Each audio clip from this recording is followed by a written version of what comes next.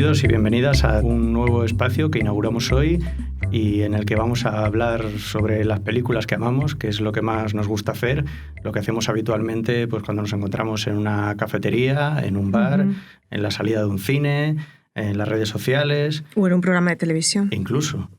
Entonces, hoy vamos a seguir perpetuando esta sana costumbre y bueno, en este espacio que han preparado tan generosamente y tan bien los alumnos del Instituto Alfonso X el Sabio, que es donde nos encontramos hoy. Es el único instituto público en toda Castilla-La Mancha donde imparten formaciones profesionales que tienen que ver con el audiovisual. Entonces hoy tenemos la suerte de contar con los alumnos de cámara, de producción, de sonido, que están a bordo del barco. Y bueno, son los profesionales del mañana. Está muy bien porque, como hoy vamos a hablar de cine del ayer, ¿no? De un gran clásico que tenemos, nada más y nada menos que Rebeca, película del año 1940 de Alfred Hitchcock, sí. Cineasta al que adoramos, y una película que también nos gusta mucho y que ha traído nuestra primera invitada de hoy. Claro, y que nos ha traído muchas alegrías, David. Rebeca. Y las que nos quedan. Claro. Bueno, Venceslava Berrendo, Bensi, sí. Que es periodista y fue directora y conductora de un programa mítico ya, bueno.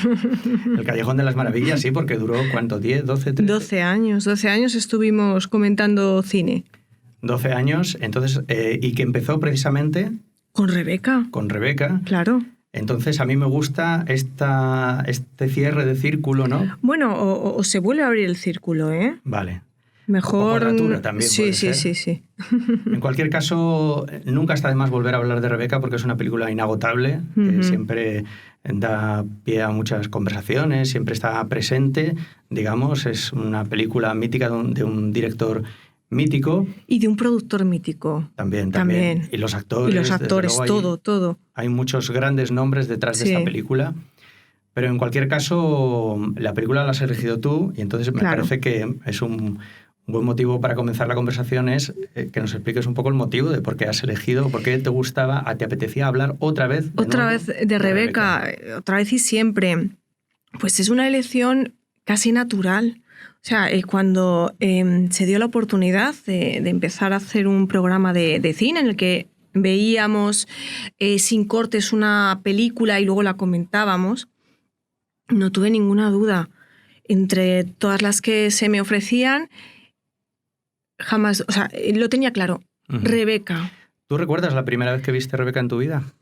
Era niña, era muy niña y a mí me marcó el primer visionado de Rebeca, es decir, nunca olvidé, hubo escenas que me impresionó, que nunca logré olvidar y creo que el segundo visionado ya fue en la adolescencia, no me decepcionó y en la edad adulta ya la he visto muchísimas veces y es de estas películas que lo hemos hablado, ¿no? David en el programa de cine y luego aparte en conversaciones que no te cansas de ver y siempre te aportan. Es lo que tienen los grandes clásicos y las grandes obras de arte. Siempre hay muchas lecturas, muchos planos, siempre vas descubriendo cosas y van creciendo contigo también las películas. Claro. Existe la tentación cuando tenemos estas películas delante de mirarlas con adoración, ¿no? De sacar el reclinatorio. Y cuesta un poco mantener esta distancia porque admiramos a Hitchcock, admiramos a Rebeca, admiramos a John Fontaine, a Laurence Olivier, son nombres que ya nos imponen de partida, ¿no? Es verdad que también la palabra clásico pesa mucho. Han pasado ya 80 años del estreno de la película. Entonces, a mí me interesa mucho plantear eso. ¿Qué nos aporta hoy Rebeca al espectador de hoy? ¿Tiene algo que contar nuevo? Porque nosotros la conocemos bien, pero, por ejemplo, un espectador que se va a encontrar por primera vez con esta película. Claro. Bueno, primero, lo del reclinatorio, pues bueno, yo creo que hay, no sé si un reclinatorio, pero sí que hay obras clásicos que te gustan especialmente, que amas especialmente, y no solo por un análisis distanciado que puedes hacer, objetivo, de que la realización está muy bien, la música, los actores, el guión, todo, la producción, no, sino porque te causa una emoción, es decir, te ha marcado por algún motivo. Es decir, le pones corazón a eso también. Entonces, bueno, creo que hay algunas obras que sí se merecen ese reclinatorio, aunque luego seas capaz de mirarlo objetivamente, quiero decir, porque al final tienen un significado para ti, ¿no? Las grandes obras no solo es porque están muy bien hechas técnicamente y puedes analizarlas fríamente, sino porque te aportan una emoción. Sí. Que además yo creo que Hitchcock coincidimos en que es el maestro de esto, ¿no? Siempre nos quedamos con su virtuosismo a la hora de mover la cámara, de montar sus películas, de planificarlas, ¿no? Que es, digamos, un poco el epítome del perfecto director de cine, ¿no? Porque controla el lenguaje prácticamente como ningún otro. Pero aporta más, claro. Pero claro, eso no lo hace por capricho o porque sí, o porque le gusta lucirse, sino porque de alguna manera todo va encaminado a provocar emociones y reacciones muy concretas en el público, ¿no? El factor humano al final, claro, ¿no? Él era muy conocido precisamente, pues sus películas fueron muy famosas, es el primer o uno de los primeros directores estrella, por así decirlo, porque en aquella época la gente no conocía el nombre del director, iban a ver una película de Cary Grant o de Gary Cooper o de quien fuera, ¿no?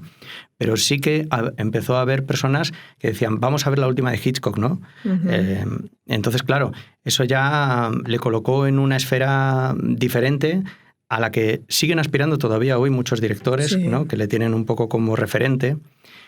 Y es verdad que él es el mago en eso, ¿no? A través de una herramienta muy concreta, que es el suspense, porque todas sus películas de alguna manera tienen algo de suspense. Ese componente. Claro. Y de hecho, a mí lo que me gusta, y ya entrando un poco más en Rebeca, es precisamente esta capacidad que tiene él para construir varias películas en una misma.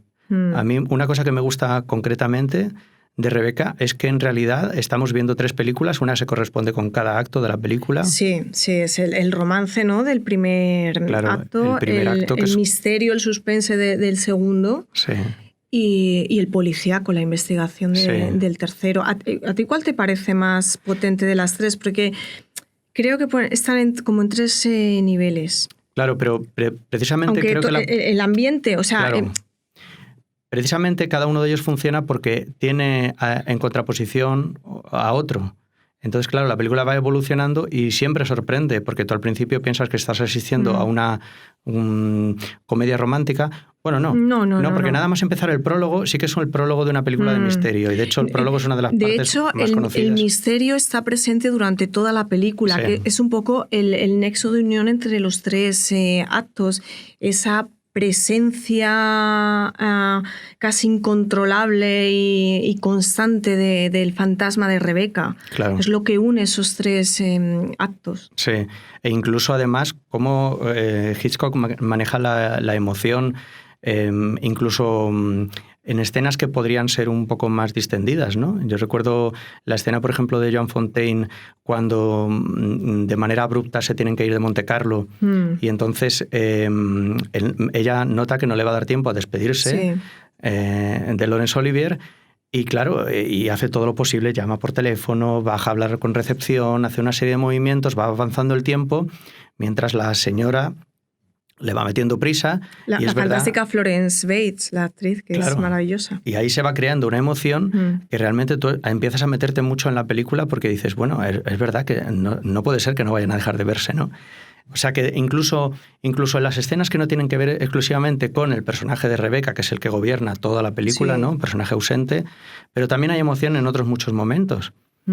Esto que apuntabas, David, de la comedia, esta es de las pocas películas de Hitchcock en la que no se nota esa vena cómica, irónica, sarcástica que tenía Hitchcock, ese humor.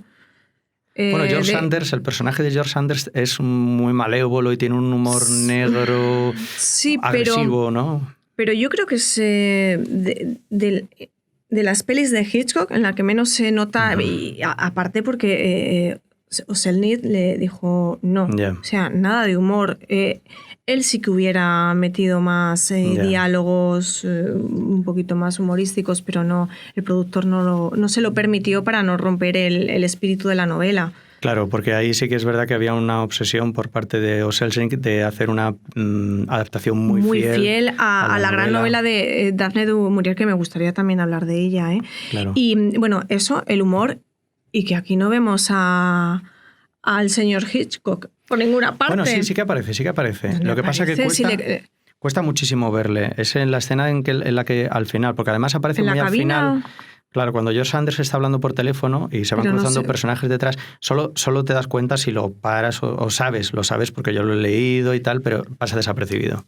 Pero creo recordar que ese cameo que pretendía hacer Hitchcock era más acusado. Y Selznick hizo el montaje porque editó Selznick la peli, se ocupó de la dirección del montaje de la película para que... Sí, además de hecho Hitchcock siempre intentaba aparecer al principio de sus películas para que el público, pues, bueno, ya lo hemos visto, ya no hace falta jugar al juego de dónde está Wally, ¿no? ¿Dónde está Hitchcock? Y, mira, está ahí, no, parece que sí, ha pasado y ya tal. Entonces siempre lo ponía esta escena en los primeros momentos de la película para que, bueno, ya la gente no tuviera distracciones. Oye, esto que dice mucha gente, que esta es la película menos hitchcockiana de todas las suyas, que él mismo decía que desde luego no era la que más le gustaba, que era para él un cuento de hadas, no era una película... ¿A ti te parece que es...? Bueno, yo creo que sí, que no deja de tener la personalidad, que él mete ahí su cuñita, ¿no? Claro. Su personalidad Hitchcock. Yo creo que es inevitable, porque era un director cuyo estilo se imponía a todo lo que hiciera y que se nota tanto en la planificación como a la hora de abordar los personajes, como en esa atmósfera que lo tiñe todo, ¿no? Y que es tan importante, que casi a mí lo que más me gusta de la película. Pero es verdad que la película tiene un aire como de cuento gótico, que a lo mejor no está tan presente, bueno, sí en Atormentada y otros títulos donde él reincide en eso, pero precisamente no son las películas de las que él está más orgulloso, porque de hecho él hablaba muy mal de muchas de sus películas que todo el mundo venera. Y él era bastante duro consigo mismo y esta no la tenía en consideración. Bueno, es que él también está un poco atormentado, Hitchcock. Sí, desde luego. Sí. Y eso yo creo que se refleja en casi toda su... Y yo creo que no tuvo un buen recuerdo del rodaje, o sea, hubo una serie de condicionantes ahí. Pero fue su billete de entrada en Hollywood por todo lo alto, porque la película fue un éxito, fue el único Oscar que se llevó, no se lo llevó él como director, estaba nominado pero no ganó, creo que fueron 12 nominaciones, 11 creo, esta película en el año 40. Y se llevó mejor fotografía George Barnes y mejor película que lo recogió Selznick, claro, por favor. Por segundo año consecutivo. Sí. Porque venía del gran éxito también de Lo que el viento se llevó. Entonces, claro, era muy difícil este combate de egos, ¿no? Sí. A ver quién imponía más sus condiciones. Los dos tenían estilos completamente diferentes, porque dicen que Selznick era un personaje muy caótico. Él se comportaba como un coronel en el ejército, ¿no? Se tenía que hacer absolutamente lo que él dijera al detalle, al milímetro. Y... Bueno, le respaldaban sus grandes éxitos comerciales, hacía ganar mucho dinero, fue uno de los primeros productores independientes. Claro. Un poco al margen del sistema, bueno, colaborando con los estudios, pero un poco al margen, ¿no? Él, desde luego, hizo cosas importantísimas, es uno de los nombres fundamentales de la historia del cine, pero la verdad que tenía un carácter muy, muy difícil, era bastante intratable. De hecho, con Hitchcock llegaron a hacer 4 películas, y acabaron mal, como acabó todo el mundo con él. Es un personaje que terminó...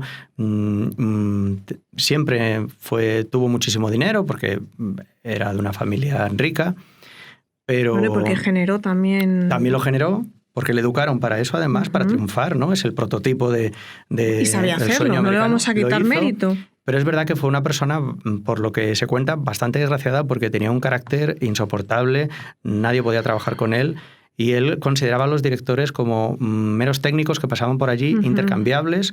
Muchas de sus grandes películas, bueno, El paradigma es Lo que el viento se llevó, por la que pasaron un montón de directores. Sí, el baile de directores. Entonces, claro, Hitchcock discutió mucho con él. Lo que pasa que aquí, todavía en Rebecca, que él era un recién llegado a Hollywood, no tenía, claro. Todavía. Era el novato. Entonces todavía estaba un poco cohibido, digamos. Pero es verdad que según iba tomando más confianza, los enfrentamientos eran cada vez más de tú a tú, ¿no? Más como un igual, porque es verdad que Hitchcock ya el éxito primero fue tan rotundo que ya le convirtió en una estrella también en Estados Unidos. Eso va un poco por niveles, ¿no? Vemos la lucha del productor con el director, productor, y luego el director con los actores, porque Hitchcock también fue un director muy problemático para muchos actores, sobre todo actrices. Sí. empezando por Joan Fontaine, que le hizo el rodaje un poco amargo. Bueno, él y cuentan también que Laurence Olivier, ¿no? Sí. Joan Fontaine, que a mí me fascina porque brilló sobre todo en los años 40, principios de los 50, y aunque hizo algún papel de malvada, y la suelo recordar como atormentada, como la víctima propiciatoria, ¿no? Ella empieza con Rebeca, pero luego, unos años después, protagoniza, yo creo que fue en el 44, 43, Alma Rebelde, que se llama en español, que es Jane Eyre, que tiene mucho que ver la historia con Rebeca. Está en otro plano psicológico que el personaje que hace aquí en Rebeca sin nombre. Pero luego por ejemplo, la historia, la fantástica Carta de una desconocida, claro, historia de Stefan Zweig, de Max Ophuls, maravillosa película. Claro. Con Hitchcock repite en una película fascinante, como es Sospecha, pocos años después, sí. Que es también maravillosa, esa ambigüedad también del marido de Cary Grant. Pero es verdad que ella transmite como una vulnerabilidad, sí. Que en el caso de esta película está muy bien. Hay gente que lo achaca, dice que bueno, que es a lo mejor demasiado blanda o que es un poco... En fin, es un conejito asustado, ¿eh? Sí. Es un pobre ser. Yo creo que le va bien el hecho de que ella no era tan conocida cuando hizo esta película, era uno de sus primeros papeles, es muy jovencita, tiene 22 años o así.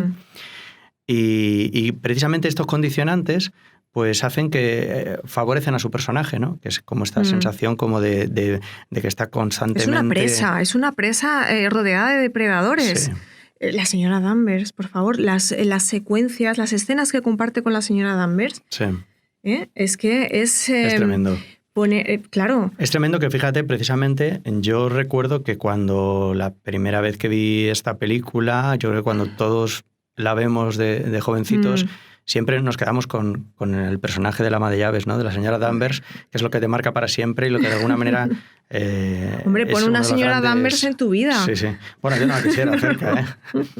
Pero de alguna manera es uno de los grandes villanas del cine de Hitchcock, ¿no? Sí. Y es con lo primero que te quedas, pero es verdad que luego Rebeca tiene mucho más, lógicamente, pero es un personaje tan potente y luego está caracterizado de esa manera, tan bien interpretado por Judith Anderson, ¿no? Que es un personaje que le marcó. Todo el ambiente de la película, todo, es que no hay, por eso es una gran película, ¿no? Es que no hay detalle que no tenga un sentido. Sí, y yo creo que, fíjate, Rebeca es curiosa también porque, aunque es la primera película de Hitchcock en Estados Unidos, pero de alguna manera yo creo que también es casi su última película británica, o que es una película de transición, porque finalmente está basado en una novela de una escritora británica.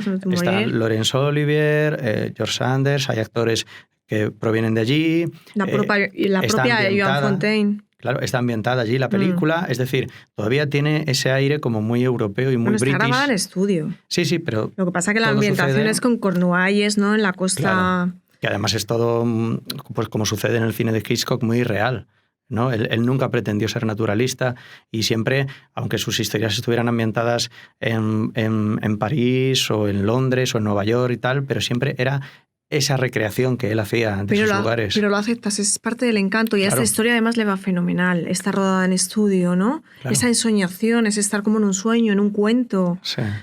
¿No? Los sueños, los cuentos que no dejan ser parte de la realidad. Por eso nos gustan tanto estas historias. Claro. Y eso lo introduce muy bien. Manderley, lógicamente, no existe.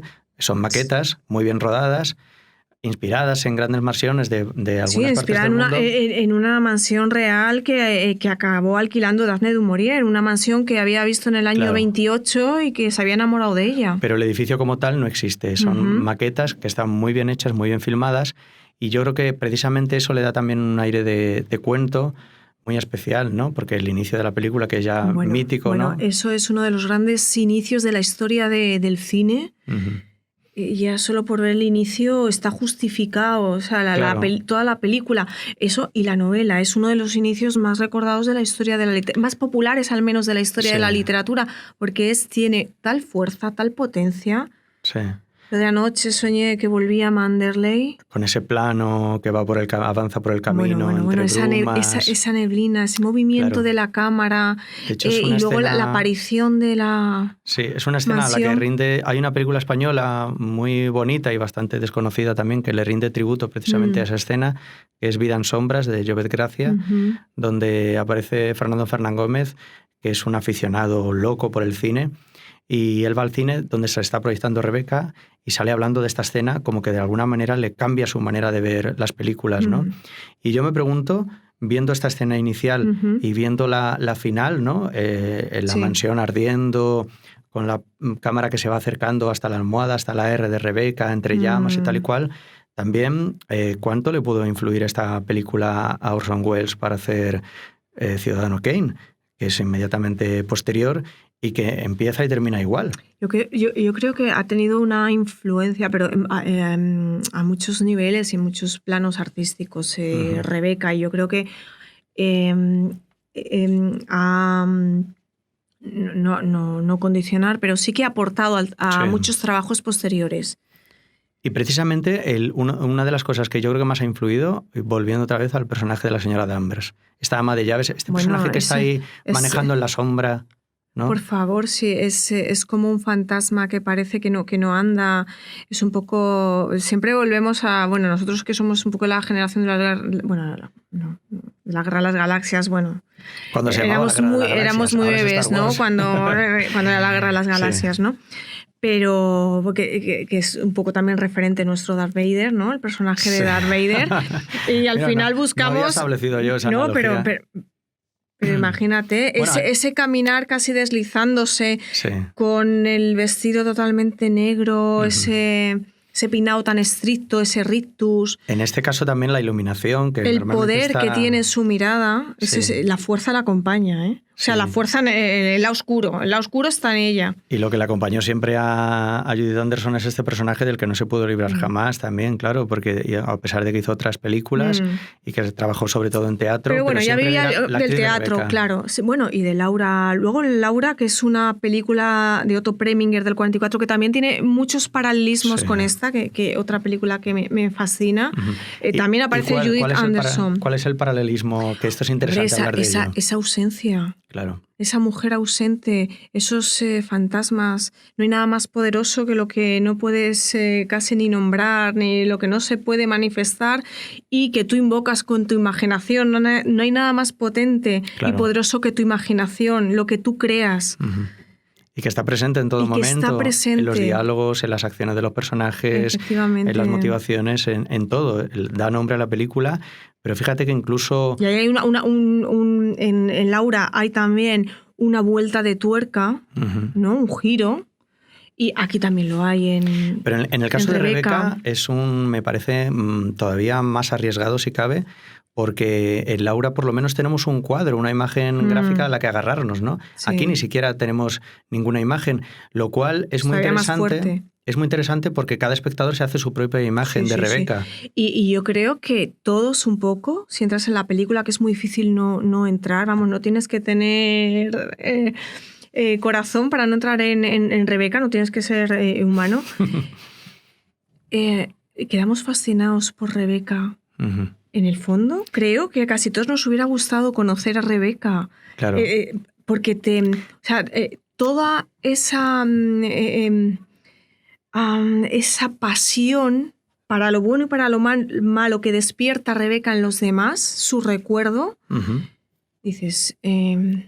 Claro, pero esto Hitchcock lo maneja muy bien. El hecho de ir construyendo una atmósfera a partir de elementos y de personajes, y cómo de alguna manera hace visible lo invisible. En este caso, el personaje de Rebeca, que siempre está flotando en cada escena de la película, pero al que no vemos, pero que sentimos de alguna manera. Y esta identificación que tiene el público con el personaje de Joan Fontaine, porque de alguna manera estamos sintiendo, ¿no?, todo un poco lo que siente ella, ¿no? Porque es muy interesante también. Pero se cuenta casi desde su punto de vista. Claro. Y está muy bien, por ejemplo, detalles como la R repetida en todo momento, en las servilletas, en los pañuelos, en los bordados. Siempre hay una R que le recuerda que ella está, que ese no es su lugar, ¿no? Que ahí la dueña es otra señora de Winter. Y esto el público lo siente en todo momento. Es fácil, de manera puramente cinematográfica, que es lo que hace Hitchcock, ¿no? Y que es lo que le convierte en un gran director. Es decir, cómo se puede contar una historia empleando única y exclusivamente el lenguaje cinematográfico, sin necesidad de que los personajes verbalicen ciertas cosas, sino que lo veamos. Él decía, Hitchcock decía en sus conversaciones con Truffaut, venía a decir que de Rebeca él era se llevaba bien con Daphne du Maurier. De hecho, fue la autora que adaptó más obras. La posada Jamaica, un año antes. Y posteriormente Los pájaros, ¿no? Y él le decía a Truffaut que era mejor leer el libro que ver la película. El libro es fabuloso, yo lo recomiendo. Es un libro que es un long seller, no se ha dejado de editar nunca. De hecho, en el 2020 Galaxia Gutenberg ha vuelto a sacar una edición de Rebeca y se sigue vendiendo. De hecho, ahora que me gustaría hablar de eso, Daphne du Maurier está volviendo a tener el favor del público lector. Ahora se están editando en España novelas suyas y están funcionando. De hecho, la editorial que las está publicando saca una por año. Eso es que le está funcionando. Y yo creo que eso también tiene una explicación, porque estas historias de Daphne du Maurier o este tipo de que captó muy bien el espíritu Hitchcock, ¿por qué están triunfando otra vez ahora? ¿Por qué triunfan en el periodo a punto de estallar la Segunda Guerra Mundial, ¿no? ¿Por qué la novela gótica triunfa en determinados periodos históricos también? Porque ahí están nuestros miedos. Está acechando ese mal que no podemos poner nombre, pero que está en el ambiente, está en el aire, ¿no? Esas amenazas, que al final es lo que habla un poco... Vale, yo desde luego no voy a decir nada en contra de du Maurier, pero es verdad que ella le debe mucha fama a las películas de Hitchcock. Bueno... Porque muchas veces se sigue hablando de ella como es la escritora de Rebeca o la escritora de Los pájaros. Es verdad que ya a mediados del siglo, a partir de mediados del siglo ya 20, los años 60 y es verdad que sí que prevalecía el comentario de que la novela Rebeca puede ser estupenda. Yo no la he leído. Pero sí que he oído muchas veces el comentario de que la película hace mejor a la novela. Y con Los pájaros sucede un poco lo mismo. En Los pájaros hay que tener en cuenta que es un relato corto. Es un relato corto. Y ella quedó muy satisfecha del trabajo que hizo Hitchcock. Además, él cambia Los pájaros en el relato, se desarrolla en Cornualles, que era el lugar querido siempre por Daphne du Maurier para ambientar sus historias. Y Hitchcock lo traslada a California. Pero no, yo no estoy muy... Yo creo que hay que decir a la gente que lea, que independientemente que adores la película de Hitchcock... Sí, claro, no vamos a establecer una competición. No, en este caso yo creo que yo recomiendo de verdad leer Rebeca y leer las otras novelas que se están publicando ahora en España, que hay oportunidad de leerlas con buenas traducciones, porque es una autora muy interesante que creo que no ha estado suficientemente valorada, en la que vamos descubriendo muchas capas en su escritura. Es mucho más profunda de lo que en un momento alguien pueda pensar. Recomiendo una novela que se llama Mi prima Rachel, de la que hace poco han hecho también película. Creo que Henry Koster ya hizo una película, no sé si en los finales de los 50, de Mi prima Rachel. Guarda también porque al final los autores muchas veces los temas son un poco recurrentes, ¿no? Todos tenemos nuestros fantasmas que vamos plasmando en las creaciones. Y Mi prima Rachel es fascinante también, ¿eh? Yo recomiendo esta novela de Daphne du Maurier. Apuntamos tus recomendaciones. Y está bien siempre que estos escritores o escritoras que en algún momento no han sido tan reconocidos, que finalmente con el paso del tiempo vuelvan a emerger. Ella tuvo, quiero decir, que ya dio de comer a su familia de la escritura, vamos, que ella estaba orgullosa de que era la que aportaba él, aunque venía una... Bueno, digamos que Hitchcock hace esta adaptación que bueno, en un principio el primer borrador del guión no le gusta nada a Selznick, como no le gustaban nunca las primeras versiones de guión ni nada por el estilo. Y es una película que es verdad que, aunque tenga su sello inconfundible en cuestión de imagen y algunas cosas también de relato, pero es verdad que todavía estamos en una película como de transición. Todavía no es este Hitchcock estilizado, este Hitchcock... Bueno, no tenemos MacGuffin aquí, claro, por ejemplo, ¿no? El famoso Él estaba MacGuffin. Todavía construyendo, a pesar de que era un director muy reconocido. Y había filmado ya mucho, muchísimo, y grandísimas películas. Unido. Pero es verdad que estaba construyendo su estilo y que es algo que solamente realmente donde pudo llegar al culmen fue en Estados Unidos, porque lo que necesitaba era trabajar con grandes presupuestos. Y es muy interesante en Rebecca cómo de repente es una película cara, lógicamente, cuesta mucho dinero porque se ve que los decorados, los escenarios son fastuosos, o sea que hay una producción muy potente detrás, pero que está además bien aprovechado, que no es simplemente, o sea, que tiene una funcionalidad dramática y narrativa. A mí me maravillan estos planos en los que Joan Fontaine va descubriendo Manderley y va caminando por los pasillos y vamos descubriendo con ella las habitaciones, cruza esas galerías, además de que la iluminación es maravillosa, es espectacular, le da mucha profundidad como emplea el blanco y negro. Además la puesta en escena, digamos que es muy envolvente y de alguna manera nos está introduciendo también a nosotros en este mundo un poco irreal, fantástico, que es más del pasado. Y en ese personaje, que es un personaje más del que se ha hablado tanto, se ha reiterado tanto, que es Manderley, en la propia casa es un personaje más, e impone su influencia sobre sobre las personas, sobre todos los seres que habitan en Manderley.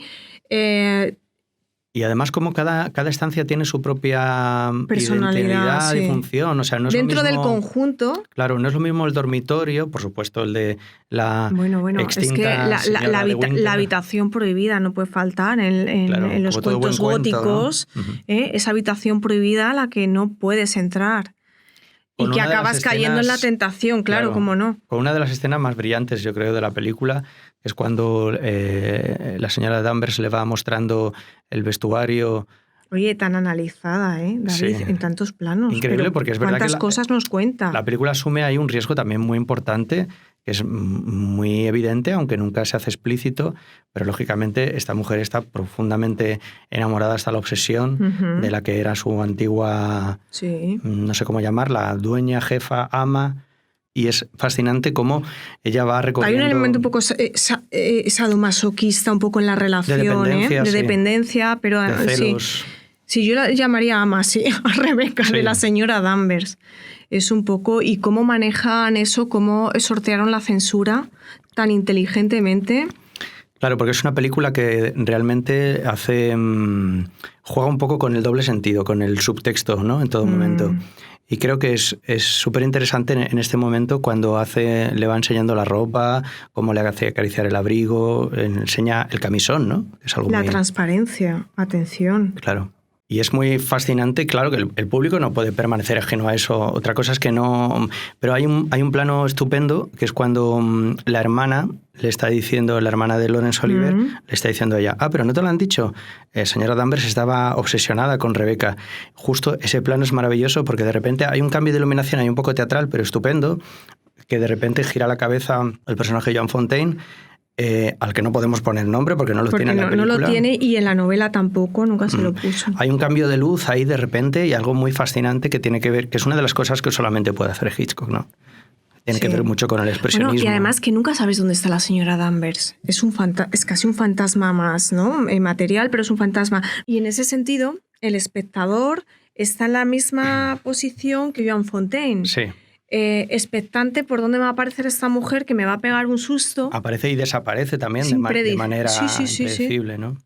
En ese sentido es fascinante porque eso crea una tensión en todo momento. Bueno, hablando de apariciones, y George Sanders, ¿qué me cuentas del el fabuloso George Sanders, que también nos encanta? Sí. Aparece casi siempre colándose a través de una ventana cuando aparece la biblioteca. O sea, cuando aparece la biblioteca, se cuela por la ventana. Cuando va a hablar después de esta especie de juicio de careo que tienen allí ante el coronel, Aubrey Smith, sí. Se cuela en el coche de ellos también a través de una puerta, de una... Se come a comer pollo y hace porque al cosas, final es el aprovechado, ¿no? El que se cuela en los sitios, el que... Y hasta esos detalles, en la dirección, ¿no? Este va a entrar por la ventana, Sí, porque viene aquí de gorra claro, un poco, ¿no? Hitchcock cuida mucho eso, cómo aparecen. Sí, de hecho, todo. el inicio de la película con también la presentación del personaje de Laurence Olivier, claro. que es al borde de un... Qué ambigüedad, Laurence Olivier también. Qué personaje, suicidar, ¿no? Sí. Que no sabemos, pero la quiere, no la quiere. Nos hacen creer que sí, ¿no? Hombre, es un poco odioso y al luego, principio. ¿realmente la ha asesinado? ¿No la ha asesinado? ¿Ha sido intencionado? ¿No ha sido intencionado? Yo solo digo que el final de la novela es distinto al de la película. Hay cambios, o sea que en la novela sí es aprovecho para decir que se lean el libro. En la novela es más evidente, la película es más ambigua. Bueno, porque... no, la película no deja dudas a la resolución final, que no vamos a decir nada, que me imagino que casi todo el mundo ya la ha visto, hombre, pero es distinto. O sea, aquí se juega un poco con la posibilidad de un accidente y todo esto, aunque luego ya él confiesa que él ha sido el que la ha matado, pero hay cierta ambigüedad, ¿no? Que nos permite, porque en el cine no estaba bien visto que los actores, que las estrellas... Que ha sido un suicidio, casi. Claro. Bueno, un accidente, pero que, no suicidio, pero al final se cierra el caso como que ha sido un suicidio, ha sido un accidente. En la película nos hacen ver que ha sido un accidente. La novela pasa otra cosa. Y que es uno de los grandes giros también. Hay como dos giros muy importantes en la parte final. Uno que cuando él, que esto me encanta, cuando él admite que él no quería a Rebeca, sino que la detestaba. De repente ahí la película cambia radicalmente. Y me gusta que cambia en todos los sentidos, no solo a nivel narrativo, sino que de repente esto afecta al vestuario de Joan Fontaine. Empieza a vestir de oscuro como la señora Danvers y de una manera mucho más sobria. El peinado más sofisticado. Su actitud, lógicamente, cambia, ¿no? Se hace alusión a ello, que pierde un poco la inocencia y se convierte en un personaje más maduro. Y de repente sí que por primera vez ellos se besan de verdad, porque hasta entonces era una relación un poco, se dan besos en la frente, en las manos y tal. También un poco de sumisión de ella hacia él. Claro. Hay comentarios igualados que ahora nos parecen muy, muy hirientes, ¿no? Sí. Como lo de cuando ya se llaman de usted todo el rato y cuando le pide matrimonio ya se empiezan a tutear. Bueno, en español es más evidente, ¿no? Y ya le dice él, bueno, pues a mí me gusta el café con dos... Recuerda que me gusta con 2 cucharadas nada más, pedirle matrimonio y aceptar, con 2 cucharadas de azúcar y un poquito de leche. Hombre, y que no se te olvide. Es que el personaje de él es un poco odioso, sobre todo en la primera parte, porque es verdad que la trata con total indiferencia, con estas... Aparentemente con... Sí, y luego es verdad que bueno, viene de lo que viene, lógicamente, pero es verdad que cuesta un poco sentir empatía por él. El punto de vista es el de Joan Fontaine en todo momento. Y es verdad, pero es verdad que todos los personajes tienen como cierta ambigüedad, salvo el de Joan Fontaine. Pero todos no sabes muy bien qué es lo que están pensando, qué es lo que están haciendo, a qué juegan exactamente. Y esta sensación, como impregna toda la película, hace que estés siempre prestando atención. Claro. Y el perro, que no lo hemos mencionado, Jaspers, el perrito, que hasta ese elemento, como ser, te iba a decir, como ser vivo también ha recibido la influencia de Rebeca, pero es que la casa también o sea, quiero decir, hasta las cosas inmateriales están impregnadas de la esencia de Rebeca, de ese poder que tiene. Y claro, Jasper no podía ser menos. Sí, le saca mucho juego. Le saca muchísimo juego al Tiene un papel perro, importante, ¿no? Incluso hay muchos inicios de secuencia que empiezan cuando están caminando en exteriores, empiezan siempre con el plano del perro que va avanzando y luego hay un ascenso de la cámara. Tú sabes que los perros, los gatos, como seres superiores a nosotros que son, sienten presencias que nosotros no podemos sentir y que ni siquiera podemos intuir. Entonces, en ese sentido, aprovecha Jasper para... además, también para marcar la evolución del personaje de Joan Fontaine. Porque al principio no la hace ni caso. Está, de hecho, en la puerta de Rebeca. Está esperando a Rebeca eternamente. El perro está custodiando su memoria. Y también el perro señala, incide en la presencia tan poderosa que sigue teniendo Rebeca. Sigue estando ahí, el perro lo nota.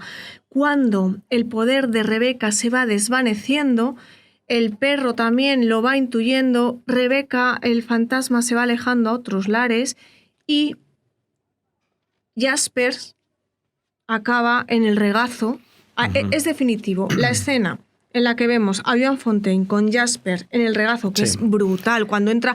y ahí toma la determinación la señora Danvers.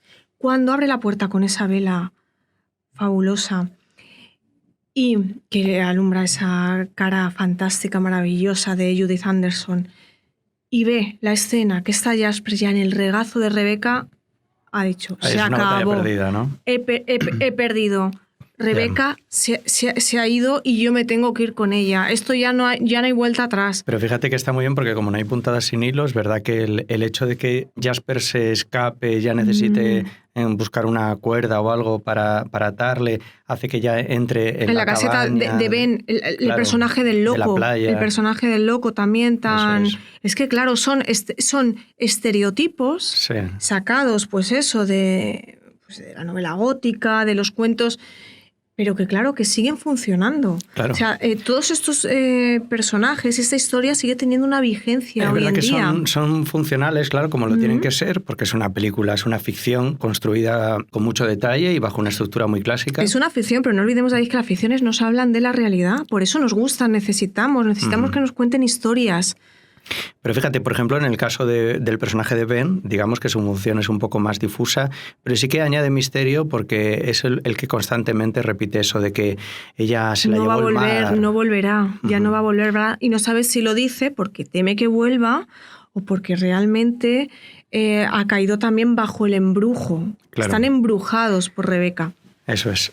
Bueno, digamos que Hitchcock va sembrando toda la película de muchos elementos, ¿no? Como siempre hace, que no hay nada que sea fortuito o que pertenezca al azar, sino que todo tiene su porqué y su razón concisa y precisa.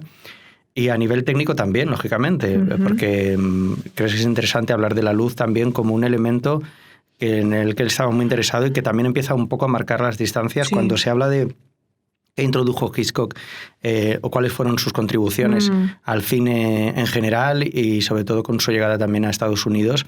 Él le molestaba mucho, sobre todo en el periodo del cine mudo, unos años antes, pues ver estos planos que no tenían profundidad, donde todo era mucho más teatral, donde la puesta en escena era muy simple, siempre a favor de cámara, digamos que era todo más primitivo. Entonces él estaba como muy obsesionado en crear profundidad mediante juegos de luces, sombras.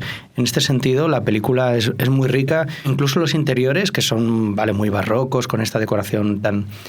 Pero como él va jugando constantemente, coloca sombras y coloca elementos y contrastes de luz para crear estas profundidades y sobre todo para crear una atmósfera donde una atmósfera que nada es lo que parece. Es fundamental, insisto, tanto en las novelas como en las pelis de Hitchcock en general, en particular con esa fotografía que apuntas tú, esa iluminación, cómo juega también con la lluvia, con los elementos, que también son muy importantes en estas historias, que me gusta la naturaleza, los elementos. Y que es muy, muy potente y que es de un drama tremendo, y es cuando en la escena del proyector, cuando están viendo las películas caseras, y claro, el fluctuar ese de la película... Se pestañeó. Claro, entonces incide sobre los rostros de los personajes en un momento en el que de drama, de conflicto entre ellos, y un poco es como estas herramientas que utiliza Hitchcock para cómo voy a representar que el personaje está de repente cayendo en un pozo, se está desesperando por algo, de manera no demasiado evidente por interpretación y por diálogos, pues mediante la luz. Esos son el tipo de cosas que, digamos, él hace mejor que nadie, ¿no? Y los movimientos de cámara en esta película, por favor, supuesto. Que la cámara casi también parece la propia señora Danvers deslizándose por Manderley, porque la cámara se desliza, es un fluctuar constante de la cámara siguiendo al personaje, casi como flotando. Hay un momento que es necesario destacar porque es súper importante en cuanto a cámara y que rompe un poco con toda la película, y es el momento en el que cualquier otro director más convencional hubiera hecho un flashback cuando Laurence Olivier está explicando la muerte de Rebeca. Y aquí no, aquí todo mediante la narración en off suya, su voz, y los movimientos de cámara que van recorriendo un poco la acción como sucedió, como pudo suceder. Eso me parece de una habilidad. Como lo recrea mediante el movimiento de la cámara, siguiendo la cámara, que lo estás viendo todo en tu... Y es muy original, porque yo no recuerdo un ejemplo anterior de esto.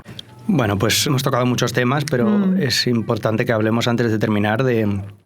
Han pasado 80 años y cómo vemos Rebeca hoy, qué pensamos que puede haber aportado o cuál es yo creo que ha la aportado, vigencia. Pues todo esto de lo que venimos hablando, ¿no? A lo largo del programa. Y pienso que sigue estando muy vigente, y la gente que no lo haya visto, gente jovencita que nos escucha, que nos ve y no la ha visto, que no lo dude, porque yo estoy segura que al 90% le va a gustar. ¿Cómo no nos va a fascinar esta historia de incertidumbre constante? Ahora que hemos aprendido, por si no lo sabíamos, que la incertidumbre es algo que nos va a acompañar durante toda la vida, que nacemos con ella Yo fíjate que pienso también que un poco, ahora que vivimos en una sociedad como muy competitiva, ¿no? Yo creo que precisamente Rebeca un poco habla sobre las imposiciones sociales y cómo esto afecta también al concepto del éxito, del triunfo. Digamos que es muy interesante a los ojos de hoy, del presente, contemplar a este personaje sobre el que están puestas todas las expectativas y que de alguna manera proviene de una clase social, va ascendiendo, va supuestamente mejorando en su vida, pero a base de ir transigiendo, ir haciendo lo que los demás esperan que se haga de ella, y que no es casualidad que precisamente sea una mujer, porque también es verdad que el personaje Joan Fontaine es el primer personaje importante femenino de la filmografía de Hitchcock. Ahí la han mostrado otras mujeres antes, pero muy interesantes. Y luego no dejarán de faltar en la filmografía de Hitchcock, por mucho que las torturara en... Este es el primero que de alguna manera se atreve a abordar la psicología femenina de una manera mucho más directa, y no solo a través de Joan Fontaine, sino la porque hay Danvers también. 3 grandes mujeres en esta película. Y cada una representa... Oye, qué tremendo, David, eso que se dice en un momento de Rebeca, que es que era muy culta y muy inteligente, casi como un aspecto negativo, porque eso también la infería cierto poder. Y se veía como una superioridad también de Rebeca, que no se aceptaba muy bien, y sigue sin aceptarse todavía muchas veces, que una mujer sea culta, independiente y tome sus propias decisiones. Aparte que, bueno, la tachan de casquivana, es verdad, que introducen el tema, que probablemente sería una mala persona, porque una cosa no tiene que ver con la otra. Quiero decir, tú puedes ser muy culto e inteligente y ser mala persona. Pero hay como un cierto matiz negativo cuando dicen lo de culta, inteligente, sofisticada. Sí, sobre todo porque... Y bella, ¿sabes? Lo que pasa es que era muy rica, y entonces a los ricos como que se les perdona todo, ¿no? Tienen el lujo o se pueden permitir el lujo de ser... Bueno, tienen cierto poder sobre otras personas. Claro, pero fíjate así. que eso contiene una reflexión muy interesante también, en cuanto, sobre todo más para la época, pero bueno, que podemos verlo con perspectiva y es interesante analizarlo. Y es también el papel de la mujer entonces, claro, cuando se esperaba que una mujer, sobre todo de buena situación, debía ser una madre abnegada, una buena esposa, que cuida de su casa, en fin, es lo que se esperaba de ella, ¿no? Y ella no sabe un poco cómo enfrentar esto. Vamos, que te sirviera el café con las 2 cucharitas de azúcar y un poquito de leche. Eso es, y que su función fuera organizar fiestas. Esperar al marido. Exactamente. Entonces, eso es a ojos de hoy es muy interesante, porque digamos que es el problema al que se está enfrentando ella en todo momento. Es cómo cumplir esas expectativas y conservar al mismo tiempo su personalidad, ¿no? Entonces es muy interesante porque ahí se está adentrando mucho en la psicología femenina al personaje y cosas que siguen vigentes todavía hoy. Y que el tema de la homosexualidad, también, la homosexualidad femenina, que ha sido tabú, mucho más tabú incluso que la masculina, ¿no? Y algo mucho más escondido, más tapado, que por una parte ha beneficiado a la mujer en cierto sentido, porque como estaba más oculto, pues bueno, era menos... Bueno, es que ni siquiera se nombraba. Lo que pasa es que, claro, es una homosexualidad unidireccional, porque es verdad que está claro que Rebeca no sentía nada por ella. Lo que le interesaba llevarse bien con ella, porque era la que iba a tapar sus historias de amantes y sus líos y tal y cual. Pero realmente aquí la obsesión que tiene la señora Danvers, porque es más que amor, es una obsesión casi enfermiza. Sí, es una obsesión que diría la canción, ¿no? Claro.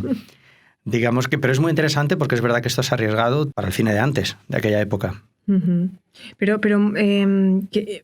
Tiene muchos más aspectos que bueno, están ligados con lo que puede ser una vigencia, ¿no? Y ese, por ejemplo, pero es que eso es algo eterno, el miedo, los miedos que tenemos la inseguridad, todos, sí. la inseguridad, Uh-huh. pues eso, el no cumplir las expectativas, ¿quién no tiene fantasmas? Uh-huh. Los fantasmas, el pasado. Al final ella nunca se va a ir de Manderley. Manderley no la va a abandonar nunca. De hecho, la primera secuencia, primer capítulo, es el sueño. Uh-huh. Está hablando de manera con nostalgia, un poco ya con la perspectiva, Fíjate, porque es verdad sí. que toda la película es como un inmenso flashback, pero es verdad que el final de la película es un final feliz, porque al final se tenía que quemar este palacio inmenso construido alrededor del fantasma de Rebeca. Y por lo tanto esta pareja por fin puede volver a empezar desde cero en otro lugar y bajo otro influjo, ¿no? Entonces, en ese sentido la película termina bien. Una diferencia también con la novela, que creo que tenía un aire mucho más melancólico y más triste el final. Es que, bueno, solo diré que Du Maurier no era muy amiga de los finales felices. Bueno, aquí la imposición de Hollywood y David O. Selznick, que fue también, digamos que su influencia se nota durante toda la película, porque también el gran incendio nos puede recordar un poco al que estaba tan reciente de lo que el viento se llevó, ¿no? Este gusto por filmar grandes escenarios ardiendo en llamas, y que es una complejidad tremenda. Atlanta ardiendo, ¿no? En lo que el viento se llevó, tan impresionante. Y aquí está muy bien ¿Es hecho Atlanta también. o Nueva Orleans? Atlanta. Atlanta es la que arde en lo que el viento se llevó. Fantástica. Entonces siempre ahí está bien, porque las películas de Hitchcock, bueno, las de Selznick también, por supuesto, pero las de Hitchcock siempre van hablando, hay hilos invisibles que conectan unas películas David, con otras. Y porque no tenemos más tiempo, pero claro, de eso también el gusto de Hitchcock por Du Maurier, le gustaba mucho la obra de Du Maurier, porque ese plano psicológico que aparece en las obras de Du Maurier y que luego explota mucho más Hitchcock y perfecciona su cine con historias como Vértigo o Psicosis, que tela también, ¿eh? Claro, que ese es un Hitchcock ya plenamente maduro y consolidado y el absolutamente pero que luego genial. explota mucho más esto de los fantasmas, de Claro. Pero la incluso, persona que no está y sigue manteniendo una gran influencia sobre el personaje. Pero incluso a nivel visual, a mí, por ejemplo, momentos que yo no puedo evitarme pensar en Psicosis, por ejemplo, cuando esta cosa de el dormitorio al que no se puede acceder, que es esa habitación prohibida, el ala oeste, en la que de repente hay un momento, ¿no?, el asomarse por la ventana, que esto es muy de Hitchcock también. Vemos a alguien que está manipulando las cortinas y ha preguntado, oye, ¿pero quién está allí? Que luego ya sabremos que ha estado el George Sanders y la ama de llaves. Es decir, que siempre hay hilos invisibles que van conectando. Pero es que eso todas siempre las funciona. películas. Es que tú ahora mismo vas por la calle, ¿no? Y no sé, puedes estar pensando tus cosas y de pronto te envuelve una atmósfera, vas por la noche y de pronto ves una luz al fondo, una ventana con una luz y alguien que se asoma, y de pronto se te puede disparar la imaginación. Es decir, que son elementos que al final... Claro, y lo maravilloso de Hitchcock que finalmente es una obra que siempre está en construcción, que siempre va evolucionando, que incluso cuando él consigue sus grandes películas, él se reta a sí mismo, quiere hacer más, quiere probar nuevas cosas, seguir experimentando, y aunque obtuvo todo el éxito del mundo, pero él realmente lo que le interesaba era seguir evolucionando en un lenguaje muy personal. Y que tú decías al principio, decías, bueno, esto del reclinatorio, que no algo porque sea antiguo tiene que... Es que claro, una cosa es antiguo y otra cosa es clásico. No, la película es moderna. Es una película... Quiero decir, una cosa es antiguo y otra es clásico. Un clásico te está hablando del presente continuamente. Es decir, siempre te lo puedes aplicar. Siempre vas a encontrar capas de lectura. Siempre te va a aportar algo. Siempre te enseña, te muestra. Es importante conocer, aunque sea una historia terrorífica, horrible, te está mostrando también, te está hablando de la realidad. Siempre tienes que conocer todo, el bien, el mal y lo de en medio. Coincido plenamente, y yo creo que por eso era oportuno que hablásemos hoy de Rebeca y volvamos a ella una y otra vez. Como decíamos en el Callejón de las Maravillas, pues vamos a tener que volver en algún momento a hablar de Rebeca. De Hitchcock seguro, ¿sabes? Porque sabes que es Uno de nuestros... Nos dio mucha suerte, Hitchcock. No, y además es que incluso, aunque quisiéramos algún día hablar de Scorsese o de Tarantino, también habría que hablar de Hitchcock, claro. Sí, sí, sí. Bueno, es inevitable, lo hacemos muy a gusto y yo creo que ya con esto vamos por terminada la conversación. Que podríamos hablar más, pero mucho es que más, ya nos estamos pasando. Bueno, creo que ya hemos hecho una buena duración. Pues nada, Bensi, muchas gracias por haber inaugurado este espacio con diferentes invitados. Tú has tenido el honor de ser la primera. Muchas gracias. Que tenías que ser tú, además. Y muchas gracias también, a todos los que han colaborado en la realización del programa, a todos los alumnos del Instituto Alfonso X el Sabio, cámaras, sonido, producción, han hecho un trabajo estupendo y nada, pues seguiremos viéndonos por aquí más adelante. Que sí. Claro que sí. Pues hasta entonces.